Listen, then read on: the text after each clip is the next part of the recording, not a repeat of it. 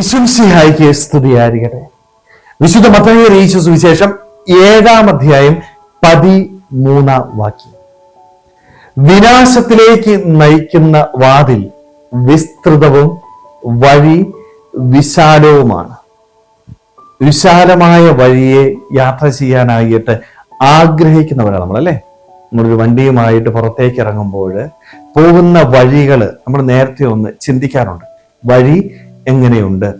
നല്ല വഴിയാണോ? തടസ്സങ്ങളുണ്ടോ? ഇടുങ്ങിയ വഴിയിലൂടെ നമ്മൾ ഒരിക്കലും യാത്ര ചെയ്യത്തില്ല. വിശാലമായ വഴിയിലൂടെ യാത്ര ചെയ്യാനായിട്ട് നമ്മൾ ആഗ്രഹിക്കുകയും പരമാവധി പോകുന്നതും ആ വഴിയിലൂടെ തന്നെയാണ്. എന്നാല് ദൈവരാജ്യത്തിലേക്കുള്ള യാത്രയില് എൻ്റെ ഈശോ എന്നോട് പറയുന്നത്, നീ വിശാലമായ വഴിയെ പോകേണ്ട വ്യക്തിയല്ല, മറിച്ച് ഇടുങ്ങിയ വഴിയിലൂടെ യാത്ര ചെയ്യാനായിട്ട് നിനക്ക് സാധിക്കണം. സ്വർഗത്തിലേക്കുള്ള യാത്രയില് നിന്റെ ഇഷ്ടങ്ങളും നിന്റെ ആഗ്രഹങ്ങളും ത്യജിക്കാനായിട്ട് നീ തയ്യാറാവും. ഈ ഇടുങ്ങിയ വഴി എന്ന് പറയുന്നത് ഞാൻ എന്നോട് തന്നെ ബലം പ്രയോഗിക്കുക എന്നുള്ളതാണ്. ചില ഇഷ്ടങ്ങൾ എനിക്കുണ്ടായിരിക്കാം, ചില ആഗ്രഹങ്ങൾ ഉണ്ടായിരിക്കാം. ഈ ആഗ്രഹങ്ങളോട്, ഈ ഇഷ്ടങ്ങളോട് ഞാൻ നോ പറയാനായിട്ട് തയ്യാറാവണം. ഞാൻ നോ പറയുമ്പോൾ ചിലപ്പോൾ ചില സൗഹൃദങ്ങൾ എനിക്ക് നഷ്ടപ്പെട്ടേക്കാം.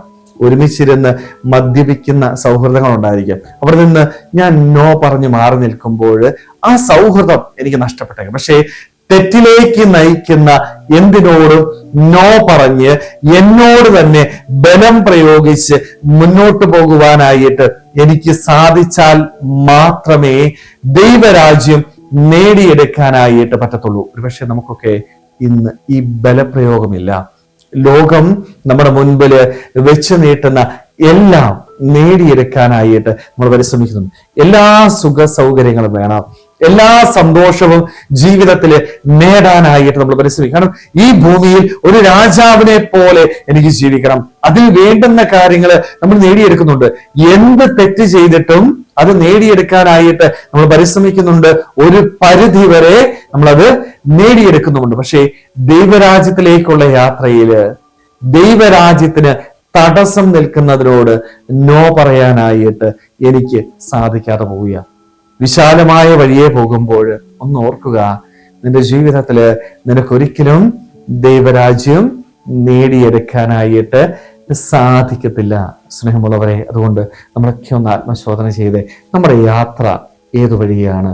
ഈ ലോകം എൻ്റെ മുൻപില് വെച്ച് നീട്ടുന്ന എല്ലാ സുഖ സൗകര്യങ്ങളും നേടി സന്തോഷത്തില് ഈ ഭൂമിയില് എല്ലാം നേടിയെടുക്കുക എന്നുള്ള ആഗ്രഹത്തോടുകൂടി വിശാലമായ വഴിയെ പോകുന്ന ഒരു വ്യക്തിയാണോ ഞാൻ?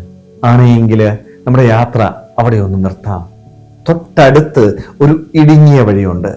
എൻ്റെ ഇഷ്ടങ്ങളോട് നോ പറയാനായിട്ട്, ദൈവരാജ്യത്തിന് തടസ്സമായിട്ട് നിൽക്കുന്ന എല്ലാം മാറ്റിയെടുക്കാനായിട്ട്, ഈ ഭൂമിയിൽ എൻ്റെ ദൈവം ആഗ്രഹിക്കുന്നത് പോലെ വിശുദ്ധിയോടുകൂടി ജീവിച്ച് ആ ഇടുങ്ങിയ വഴിയിലൂടെ യാത്ര ചെയ്ത് സ്വർഗരാജ്യം നേടിയെടുക്കാനായിട്ട് നമുക്ക് ഓരോരുത്തർക്കും ആത്മാർത്ഥമായിട്ട് ആഗ്രഹിക്കാൻ പരിശ്രമിക്കാം. ദൈവം നമ്മളെല്ലാവരെയും സമൃദ്ധമായിട്ട് അനുഗ്രഹിക്കട്ടെ. ആമേൻ.